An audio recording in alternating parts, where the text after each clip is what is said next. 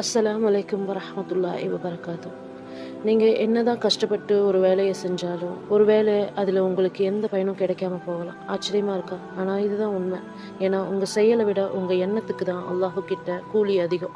நபிகள் நாயகம் ஸல்லல்லாஹு அலைஹி வஸல்லம் சொல்கிறாங்க, செயல்கள் அனைத்தும் எண்ணங்களை பொறுத்தே அமைகின்றன. இதை ஒரு உதாரணத்தோடையும் ரசூலுல்லாஹ் உங்களுக்கு விளக்குறாங்க. அந்த காலத்தில் மதீனாவுக்கு ஹிஜ்ரத் செஞ்சு போகிறதுங்கிறது ஒரு மிகப்பெரிய விஷயம்.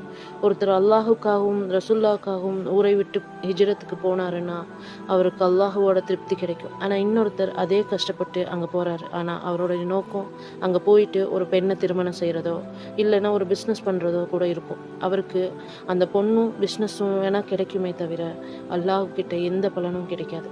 நாம் கூட ஒரு உதவி செய்கிறோன்னு வைங்க, மற்றவங்க பாராட்டணும்னு செஞ்சால் பாராட்டு மட்டும்தாங்க கிடைக்கும்.